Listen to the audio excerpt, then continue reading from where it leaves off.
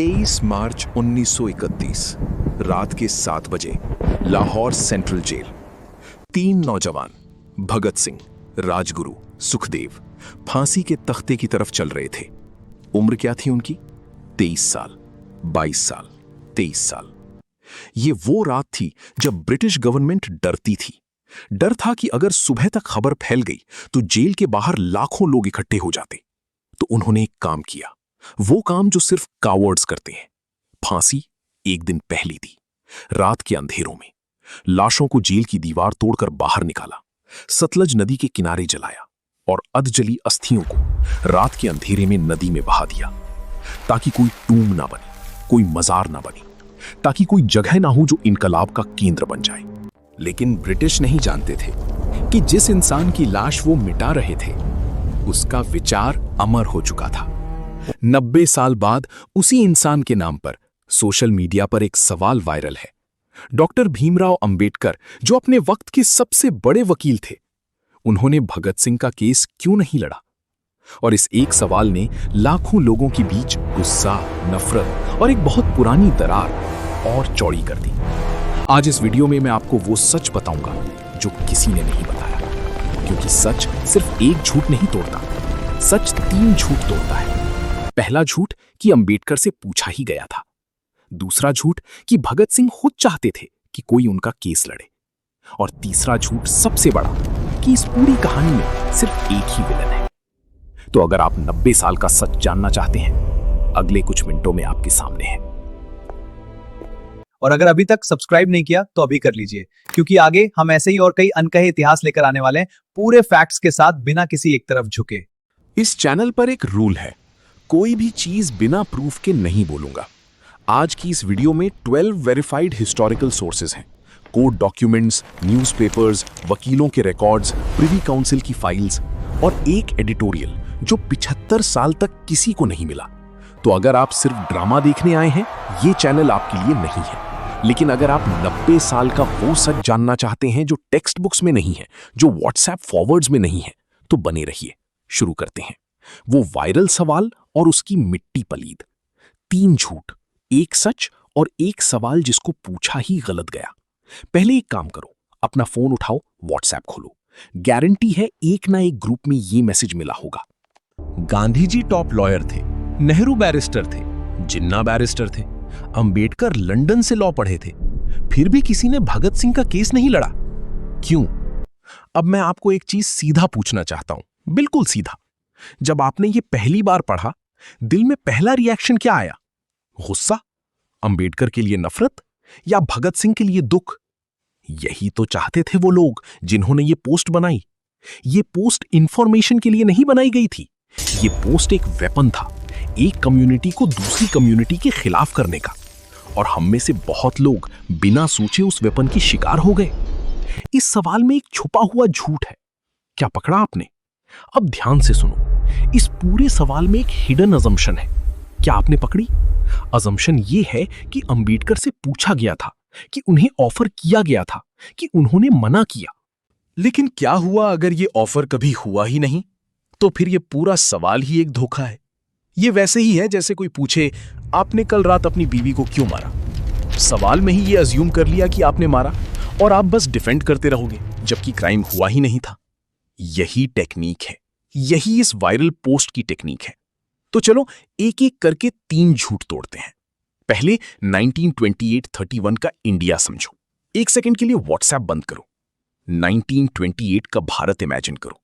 British empire, 2/3 दुनिया पर राज करने वाला, और इस देश में एक उबलता हुआ देश, आजादी मांगता हुआ। और इस सब के बीच 2 इंसान, एक ही देश में, एक ही वक्त में, लेकिन बिल्कुल अलग दुनियाओं में। वो 2 इंसान और उनकी 2 अलग लड़ाइयां। पहला इंसान भगत सिंह, 21 साल, हिंदुस्तान सोशलिस्ट रिपब्लिकन एसोसिएशन, एक ऐसा नौजवान जो ब्रिटिश राज को एक दिन में तोड़ देना चाहता था। दूसरा इंसान डॉक्टर भीमराव अंबेडकर, 37 साल, Columbia University, London School of Economics, अपने वक्त का सबसे पढ़ा लिखा इंडियन, बॉम्बे में वकालत करते हुए 6 करोड़ दलित अछूतों की लड़ाई लड़ रहा था। दोनों एक देश में थे, दोनों आजादी चाहते थे, लेकिन एक के लिए आजादी थी ब्रिटिश राज से, दूसरे के लिए आजादी थी उस जाति व्यवस्था से जो इंसान को जन्म से ही छोटा बना देती थी। क्या ये दोनों एक दूसरे के दुश्मन थे या एक ही सपने के दो अलग रास्ते? ये जानने के लिए पहले समझना होगा वो केसेस क्या थे। Case 1, assembly bomb case. पहला झूठ टूट गया। 8 अप्रैल 1929, Delhi central legislative assembly. Bhagat Singh और बटुकेश्वर दत्त ने असेंबली में 2 बॉम्ब फेंके, लेकिन ये बॉम्ब मारने के लिए नहीं थे। रुको, ये बहुत इंपॉर्टेंट है। कोई कैजुअलिटी नहीं थी। डेलिबरेटली उन्होंने पैम्फलेट्स बरसाए जिसमें लिखा था बहरों को सुनाने के लिए धमाके की जरूरत होती है। और फिर वो भागे नहीं, खड़े रहे, अरेस्ट दिया, कोर्ट में आए, क्योंकि कोर्ट उनका स्टेज था। इस केस में उनका वकील था आसफ अली। आसफ अली कांग्रेस के बड़े नेता, देशभक्त मुस्लिम, एक बेहतरीन वकील। तो जो पहला झूठ था, किसी ने केस नहीं लड़ा, वो टूट गया। असेंबली बॉम्ब केस में आसफ अली ने केस लड़ा, डॉक्यूमेंटेड, वेरीफाइड, हिस्टोरिकल रिकॉर्ड में दर्ज। अब दूसरा केस आता है और यहां से कहानी का वो मोड़ आता है जो सब कुछ बदल देता है। Case 2, Lahore conspiracy case. असली सवाल, 17 दिसंबर 1928, लाहौर। लाला लाजपत राय, पंजाब का शेर, ब्रिटिश पुलिस की लाठी से चंद हफ्ते पहले मर गए थे। भगत सिंह ने बदला लेने की ठानी। टारगेट था G.A. Scott, superintendent of police. लेकिन एक गलत पहचान हुई और गोली लगी G.P. सॉन्डर्स को। यही एक गोली उनकी फांसी का कारण बनी। लाहौर कंस्पिरेसी केस शुरू हुआ। सेक्शन 121, 121A, 302, मतलब ब्रिटिश क्राउन के खिलाफ साजिश और हत्या। वो काला कानून जो कोर्ट नहीं, एग्जीक्यूशन मशीन थी। अब यहां एक ऐसा ट्विस्ट आता है जो इस पूरी डिबेट को एक नए लेवल पर ले जाता है। 1 मई 1930, वाइसरॉय लॉर्ड अर्विन ने एक ऑर्डिनेंस जारी किया, Lahore conspiracy case ordinance number 3 of 1930। इस ऑर्डिनेंस ने एक स्पेशल ट्राइब्यूनल बनाया, सिर्फ 3 जजेस का, और इस ट्राइब्यूनल के खिलाफ कोई भी हाईकोर्ट में अपील नहीं हो सकती थी। सिर्फ प्रिवी काउंसिल, जो इंग्लैंड में थी, वहां ही अपील जा सकती थी। सुनो, ये ट्रायल नॉर्मल लॉ के बाहर था। ये एक जज नहीं था, ये एक एग्जीक्यूशन मशीन थी कोर्ट की शक्ल में।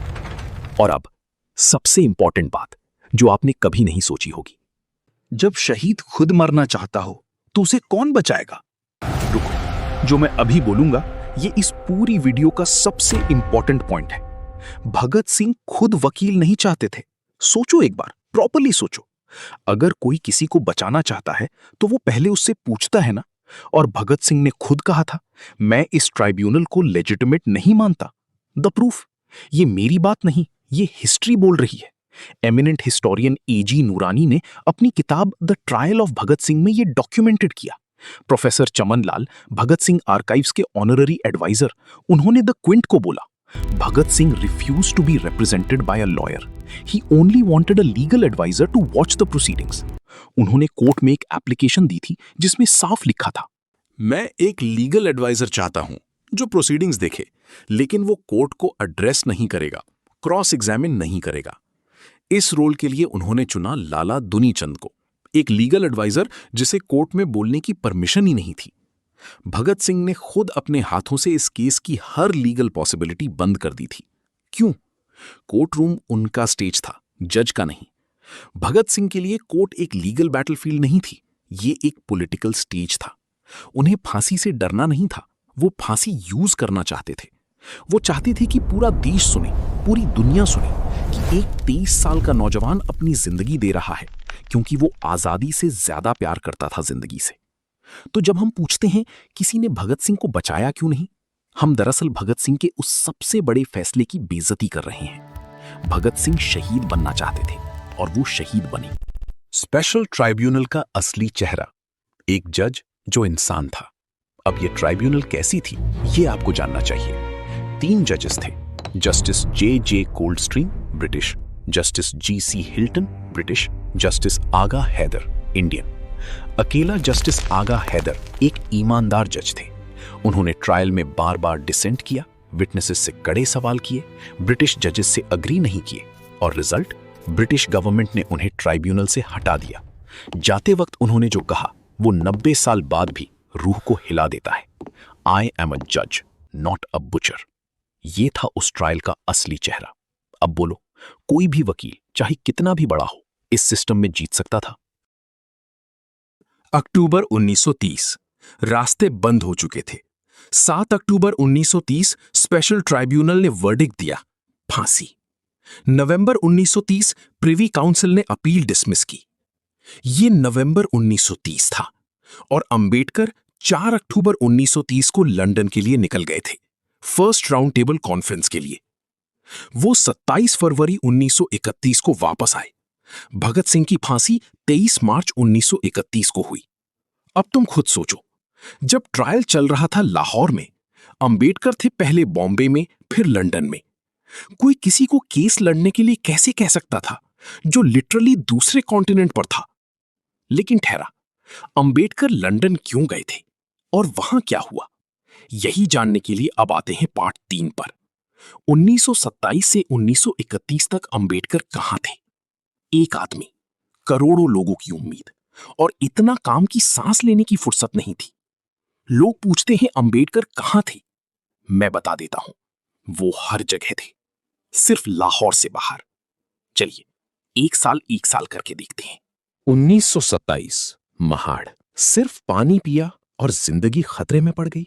19-20 मार्च 1927 महाराष्ट्र, महाड़, अंबेडकर ने हजारों दलित्स के साथ एक पब्लिक टैंक से पानी पिया, सिर्फ पानी पिया, और इस छोटी सी बात के लिए उन्हें मारने की कोशिश की गई, पत्थर फेंके गए, लोग टूटे, खून निकला, लेकिन वो झुके नहीं।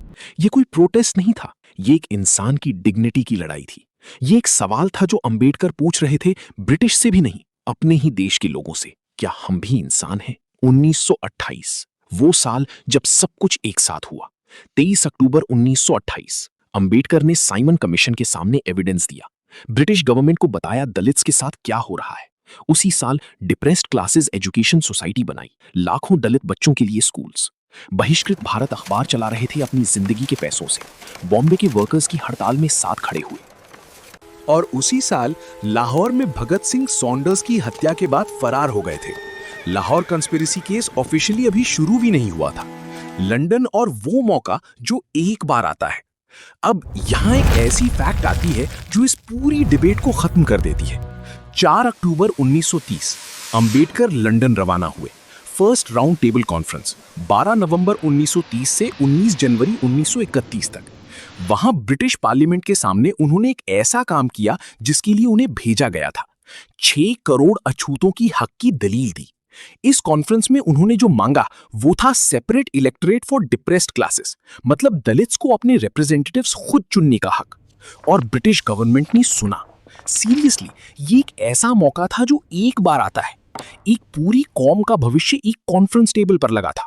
क्या अंबेडकर वो छोड़ के लाहौर आते? क्या आ पाते? और लाहौर में भगत सिंह की फांसी की अपील नवंबर 1930 में ही डिसमिस हो चुकी थी। जब तक अंबेडकर इंडिया वापस आए, रास्ते बंद हो चुके थे। चिरनेर केस, जो लोग भूल गए।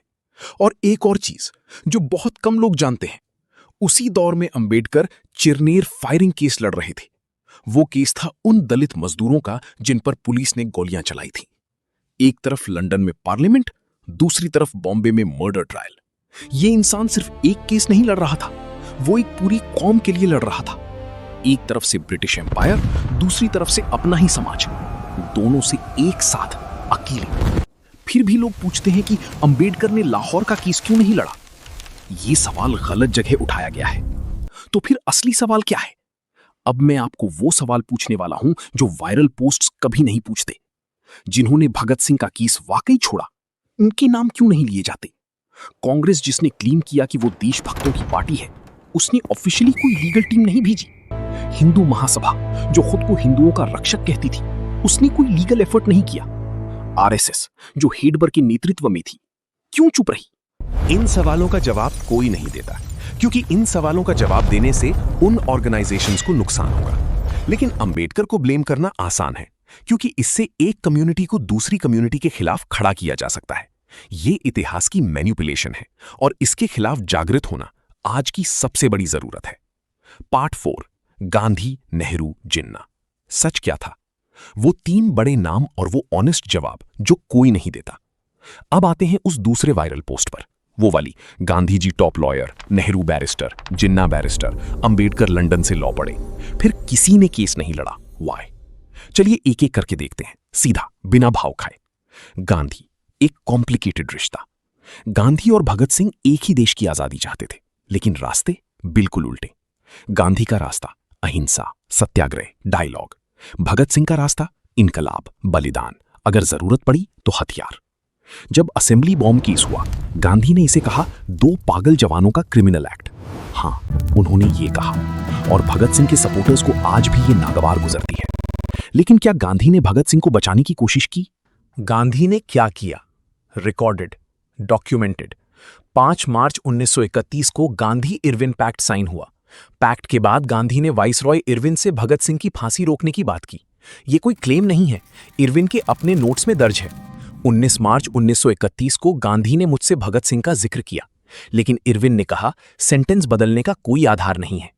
कांग्रेस प्रेसिडेंट मदन मोहन मालवीय ने 14 फरवरी 1931 को मर्सी अपील फाइल की, खारिज हुई। 22 मार्च फांसी से एक दिन पहले लाहौर हाईकोर्ट में 2 और पिटिशंस फाइल हुई, वो भी फेल हुई। ब्रिटिश गवर्नमेंट ने ठान लिया था भगत सिंह को जिंदा रहने देना उनके लिए पॉलिटिकली इम्पॉसिबल था। गांधी पर सबसे बड़ा आरोप और ऑनेस्ट जवाब। अब वो सवाल जो लेजिटिमेटली पूछा जाना चाहिए, गांधी ने पैक्ट में भगत सिंह की फांसी रुकवाने की शर्त क्यों नहीं रखी? ये एक सही सवाल है और मैं इसका दोनों तरफ से ऑनेस्ट जवाब दूंगा, क्योंकि मैं यहां सिर्फ एक साइड की बात करने नहीं आया। कुछ हिस्टोरियंस मानते हैं गांधी को ज्यादा प्रेशर डालना चाहिए था, ये डिमांड नॉन नेगोशिएबल बनानी चाहिए थी। दूसरे हिस्टोरियंस कहते हैं ब्रिटिश के लिए ये पॉलिटिकली इम्पॉसिबल था। अगर गांधी ये मांग रखते और ब्रिटिश ना मानते, पूरा पैक्ट टूट जाता, सिविल डिसोबीडियंस मूवमेंट का मोमेंटम बर्बाद हो जाता और हजारों और देशभक्त बिना किसी रिजल्ट के जेल में सड़ते रह जाते। दोनों की बात सुननी चाहिए। इतिहास में अगर मगर के जवाब आसान नहीं होते। जो कोई आपको सिर्फ एक साइड बता रहा है, वो आपको पूरा सच नहीं बता रहा। नेहरू और जिन्ना, फैक्ट्स ओनली। जवाहरलाल नेहरू एक बैरिस्टर जरूर थे, लेकिन उस वक्त वो एक्टिव लीगल प्रैक्टिस नहीं कर रहे थे। वो कांग्रेस के पूरा वक्ती पॉलिटिकल लीडर थे, और ऊपर से भगत सिंह खुद नहीं चाहते थे कि कोई उनकी तरफ से कोर्ट में बोले। मोहम्मद अली जिन्ना उस वक्त बॉम्बे में थे, उनसे भी ऑफिशियली कोई रिक्वेस्ट नहीं आई। और एक बड़ा सवाल, अगर नेहरू, गांधी, जिन्ना कोई भी केस लड़ता तो क्या रिजल्ट अलग होता? नहीं, शायद नहीं, क्योंकि स्पेशल ट्राइब्यूनल की अपील प्रिवी काउंसिल ने नवंबर 1930 में डिसमिस कर दी थी। ब्रिटिश गवर्नमेंट ने केस बंद कर दिया था। कोई भी वकील, चाहे दुनिया का सबसे बड़ा, कुछ नहीं कर सकता था। सब्सक्राइब करो, क्योंकि अभी सबसे बड़ी बात बाकी है। यार, जो मैं अभी तक बोला वो सिर्फ झूठ तोड़ना था। असली सच अभी बाकी है। वो सच जो 75 साल तक दुनिया से छुपा रहा। वो सच जो ये साबित करता है कि भगत सिंह और अंबेडकर एक दूसरे के दुश्मन नहीं थे। वो सच जो आपका दिल भर देगा। लेकिन पहले, अगर आप चैनल पर नए हैं, अभी सब्सक्राइब करो, क्योंकि इस तरह की रिसर्च कहीं और नहीं मिलेगी। और कमेंट में लिखो, मैं जानना चाहता हूं। चलो अब उस सच की तरफ चलते हैं। पार्ट 5, 2 इनकलाबी, एक ही सपना। वो बात जो ना व्हाट्सएप में है ना वायरल पोस्ट्स में। अब मैं आपको एक ऐसी बात बताने वाला हूं जो ना व्हाट्सएप फॉरवर्ड्स में है ना किसी वायरल पोस्ट में। ये वो सच है जो लोग या तो जानते नहीं या जानना नहीं चाहते। भगत सिंह, 21 साल का सामाजिक इनकलाबी।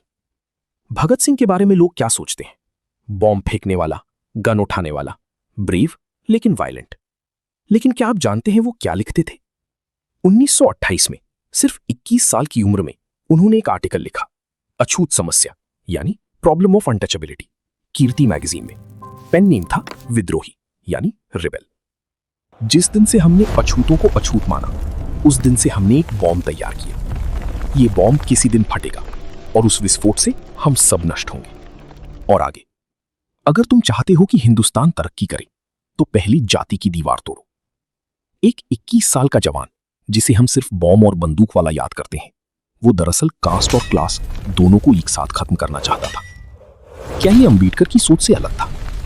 भगत सिंह ने अंबेडकर की मांग का सपोर्ट किया था। और ये सिर्फ एक आर्टिकल नहीं था।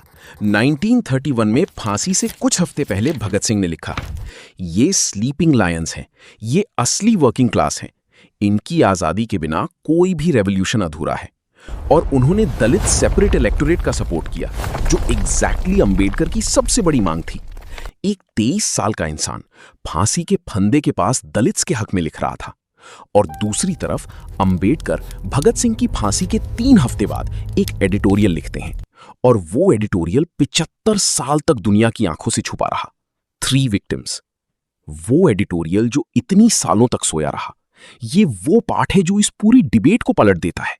13 अप्रैल 1931 भगत सिंह की फांसी के 3 हफ्ते बाद डॉक्टर अंबेडकर के अखबार जनता में एक एडिटोरियल छपा। टाइटल था 3 विक्टिम्स, 3 बलिदान। ये एडिटोरियल 2006 तक किसी को नहीं मिला था। प्रोफेसर चमन लाल ने इसे चेन्नई के एक पुराने आर्काइव में खोजा। सरकार को याद रखना चाहिए, चाहे वो इसे छुपाने की कितनी भी कोशिश करे, वो ये फैक्ट कभी नहीं छुपा पाएगी। इंग्लैंड के कंजर्वेटिव्स को खुश करने के लिए, पब्लिक ओपिनियन की परवाह ना करते हुए, गांधी इरविन पैक्ट को इग्नोर करते हुए भगत सिंह और उनके साथियों को बलिदान कर दिया गया। ये थे अंबेडकर, वो इंसान जिसने एलिजिडली भगत सिंह को छोड़ा था। उसने उनकी मौत पर सबसे तीखी और दर्द भरी रिएक्शन दी। क्या ये एक दुश्मन का काम था? दोनों एक ही डायरेक्शन में दिख रहे थे। रिसर्चर आनंद टेलतुंबड़े ने बहुत खूब कहा, These two were the perfect complements of each other. Had they met, Indian history would have been different. दोनों ने कैपिटलिज्म को रिजेक्ट किया, दोनों ने ब्रिटिश इंपीरियलिज्म को रिजेक्ट किया, दोनों ने जाति व्यवस्था को रिजेक्ट किया। फर्क सिर्फ तरीके का था। भगत सिंह रेवोल्यूशन की राह से, अंबेडकर कॉन्स्टिट्यूशन और लॉ की राह से। एक ने आग जलाई अपने बलिदान से, दूसरे ने उस आग को कॉन्स्टिट्यूशन की स्याही में बदल दिया। दोनों जरूरी थे और दोनों आज भी उतने ही रेलेवेंट हैं। पार्ट 6, वो रात पूरी कहानी। जब शहीद मरना चाहता हो, कोई नहीं रोक सकता। अब मैं आपको उस भगत सिंह से मिलाता हूं जिसे आपने कभी नहीं देखा। वो भगत सिंह जो एक 23 साल का लड़का था, जिसके दिल में डर नहीं था, क्योंकि वो जाना चाहता था। पिताजी की मर्सी पिटीशन और बेटे का जवाब। जब प्रिवी काउंसिल ने अपील डिसमिस की, भगत सिंह के पिता किशन सिंह ने वाइसरॉय को मर्सी पिटीशन भेजी।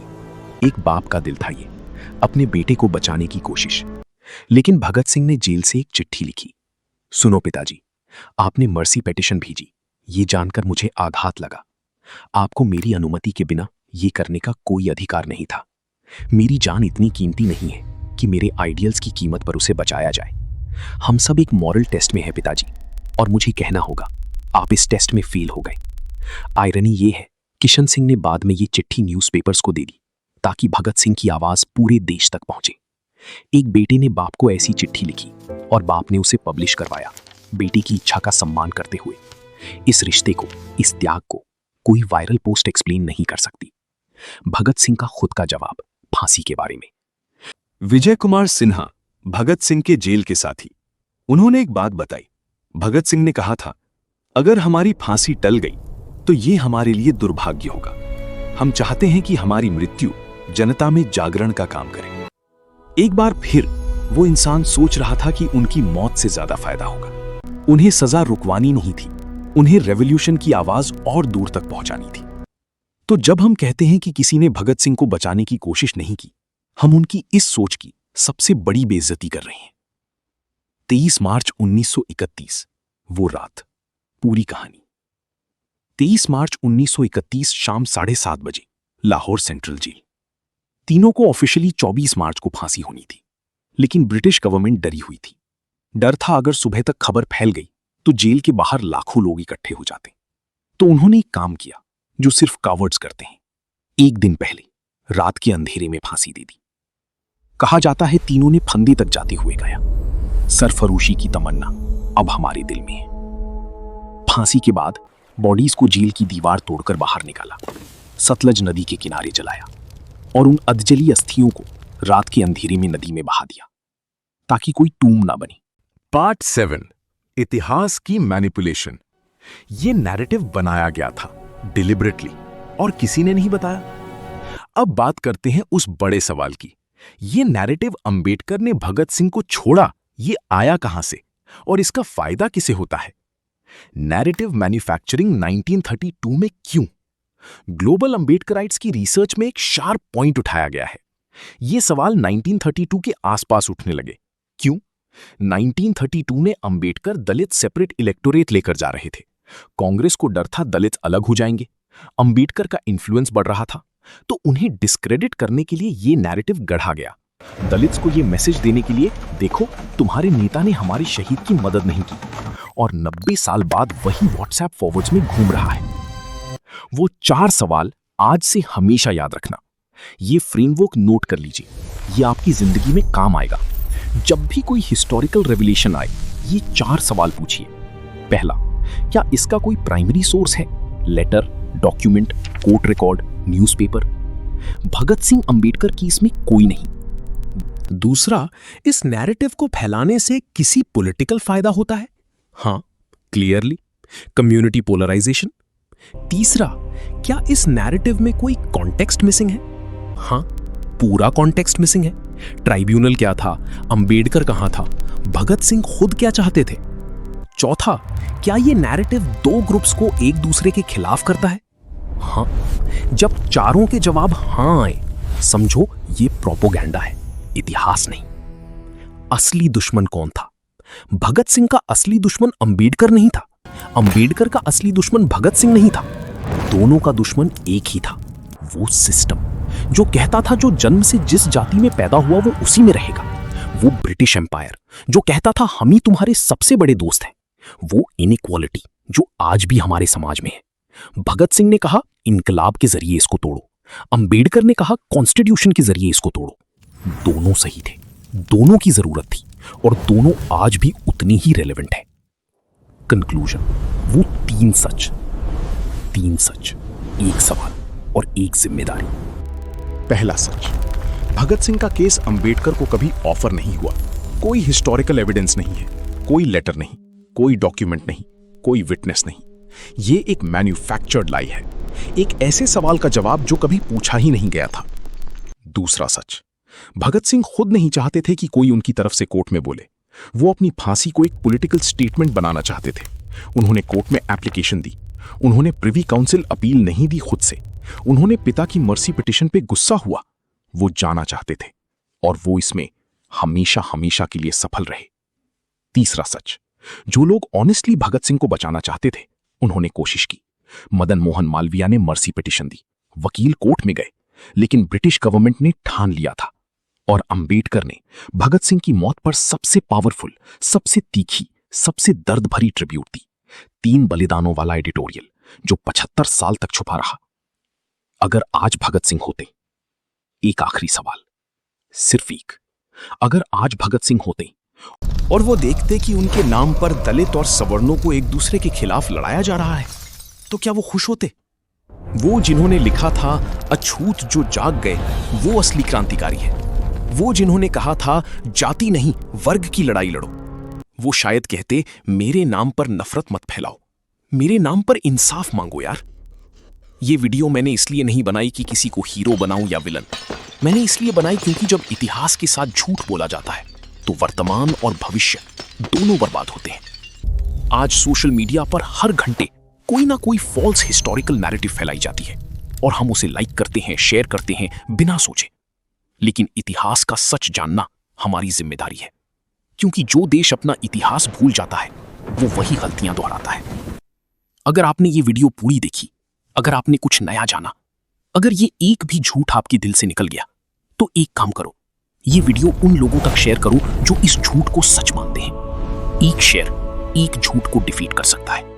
सब्सक्राइब करो, क्योंकि ऐसे और भी टॉपिक्स हैं जो आपने टेक्स्ट बुक्स में नहीं पढ़े। Simon commission, Poona pact, Jallianwala Bagh का वो सच जो किसी ने नहीं बताया, सब आने वाला है। भगत सिंह ने कहा था राख का हर एक जर्रा अपनी हरकत से एक इनकलाब पैदा करेगा। अंबेडकर ने कहा था शिक्षित बनो, संगठित हो, संघर्ष करो। दोनों की बात एक ही थी, जागो, सोचो, सच को पहचानो। मिलते हैं अगली वीडियो में। जय हिंद, जय भारत, जय संविधान। बाबा साहेब और भगत सिंह दोनों अमर